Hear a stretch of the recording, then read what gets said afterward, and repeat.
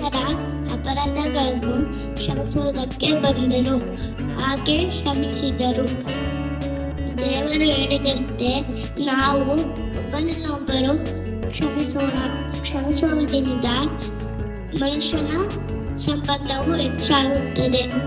ಕ್ಷಮಿಸುವ ವ್ಯಕ್ತಿಯು ದೇವರೊಂದಿಗಿನ ಸಂಬಂಧವನ್ನು ಹೆಚ್ಚಿಸಿಕೊಳ್ಳುತ್ತಾರೆ. ಆಮೆನ್. ತಂದೆಯಾದ ದೇವರು ನಂಬಿಗಸ್ತನು, ಅವನ ಮಗ ಯೇಸು ಕ್ರಿಸ್ತನು ನಂಬಿಗಸ್ತನು, ಅವರಂತೆ ನಾವು ಕೂಡ ನಂಬಿಗಸ್ತರಾಗಿರಬೇಕು. ಇದೇ ನಂಬಿಕೆ. ನಾನು ಮಾತನಾಡುತ್ತಿರುವ ವಿಷಯ ಕರುಣೆ. ಪ್ರಲಾಪಗಳು 3:28. ನಾವು ಉಳಿದಿರುವುದು ಯೆಹೋವನ ಕರುಣೆ. ನಾನು ಮಾತನಾಡುತ್ತಿರುವುದು ಯೋನನ ಕಥೆ. ಒಂದು ದಿನ ದೇವರು ಯೋನನನ್ನು ಕರೆದು, ನೀನು ದೊಡ್ಡ ಪಟ್ಟಣವಾದ ನಿನವೆಗೆ ಹೋಗುವೆಂದು ಅಪ್ಪಣೆ ಕೊಡ್ತಾರೆ. ಆದರೆ ಯೋನನಿಗೆ ಆ ಪಟ್ಟಣಕ್ಕೆ ಹೋಗಲು ಮನಸ್ಸಿರಲಿಲ್ಲ. ಅವನು ದೇವರಿಂದ ತಪ್ಪಿಸಿಕೊಳ್ಳಲು ಆ ಪಟ್ಟಣದಿಂದ ವಿರುದ್ಧ ದಿಕ್ಕಿನ ಕಡೆ ಹಡಗಿನಲ್ಲಿ ಪ್ರಯಾಣ ಮಾಡ್ತಿದ್ದಾನಂತೆ.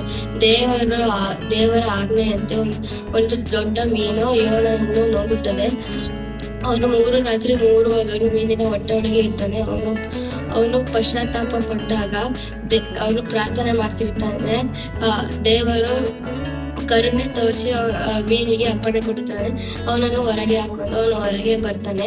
ಈ ಕಥೆಯಿಂದ ಕೆಟ್ಟು ಹೋಗುವ ಮಾನವರು ತಮ್ಮ ಪಾಪಕ್ಕಾಗಿ ನಿಜವಾಗಲು ಪಶ್ಚಾತ್ತಾಪ ಪಟ್ಟಾಗ ದೇವರು ಅವರನ್ನು ಶ್ರಮಿಸಿ ಪ್ರೀತಿಸುತ್ತಾನೆಂದು ತಿಳಿಯುವುದೇ ಕರುಣೆ. ನಾವು ಇಲ್ಲಿ ಇರುವುದೇ ದೇವರ ಕರುಣೆಯಿಂದಲೇ.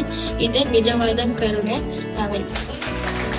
ಕರ್ತನ ಗುಣವುಳ್ಳ ನಾಮಕ್ಕೆ ಸ್ತೋತ್ರವಾಗಲಿ. ನಾನು ಮಾತನಾಡುತ್ತಿರುವ ವಿಷಯ ಬಂದು ಪ್ರೀತಿ, ನಂಬಿಕೆ, ನಿರೀಕ್ಷೆ. ಮೂರಲ್ಲಿ ಪ್ರೀತಿ ದೊಡ್ಡದು. ದೇವರ ಪ್ರೀತಿ ಅಮೂಲ್ಯವಾದದ್ದು.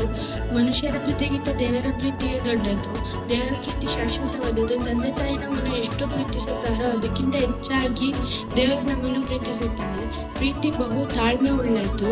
ಪ್ರೀತಿ ದಯ ತೋರಿಸುವುದು.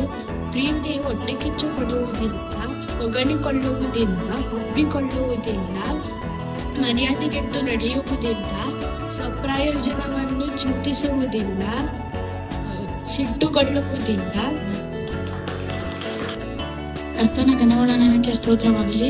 ಕೀರ್ತನೆ 103:12 ಹೀಗೆ ಹೇಳುತ್ತದೆ, ಮನವೇ ಯೆಹೋವನನ್ನೇ ಕೊಂಡಾಡು, ಆತನು ಮಾಡಿದ ಉಪಕಾರಗಳಲ್ಲಿ ಒಂದನ್ನು ಮರೆಯಬೇಡ.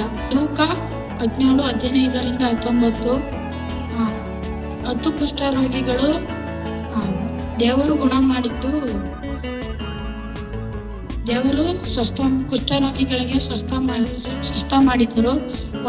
ಒಂದು ದಿವಸ ಯೇಸು ಸ್ವಾಮಿ ಯೆರೂಸಲೇಮ್ ಹತ್ರ ಹೋಗುತ್ತಿರಬೇಕಾದ್ರೆ 10 ಜನ ಕುಷ್ಠರೋಗಿಗಳು ಯೇಸು ಸ್ವಾಮಿಗೆ ನಮ್ಮನ್ನು ಸಹಾಯ ಮಾಡಿ ಅಂತ ಕೂಗುತ್ತಾರೆ.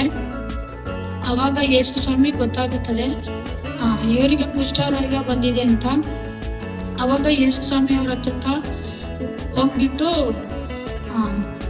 ನೀವು ನಿಮ್ಮ ಯಾಜಕನ ಹತ್ರ ಹೋಗಿ ನಿಮ್ಮನ್ನು ಹೋಗುತ್ತಿರ್ಬೇಕಾದ್ರೆ ನಾನು ಗುಣ ಮಾಡ್ತೀನಿ ಅಂತ ಹೋಯ್ತಾರೆ. ಅವಾಗ ಎಲ್ಲರೂ ಓಡ್ತಿರ್ಬೇಕಾದ್ರೆ ಒಬ್ಬ ನಿಂತ್ಕೊಬಿಟ್ಟು ದೇವ್ರು ನಮ್ಮನ್ನ ಗುಣ ಮಾಡಿದ್ರು, ಆದ್ರೆ ಯಾರು ಸಹಾಯ ಕೇಳಲಿಲ್ಲ, ನಾನು ಸಹಾಯ ಕೇಳಬೇಕು ಅಂತ ಮತ್ತೆ ದೇವ್ರ ಹತ್ರ ಹೋಗ್ಬಿಟ್ಟು ಕೇಳ್ತಾನೆ.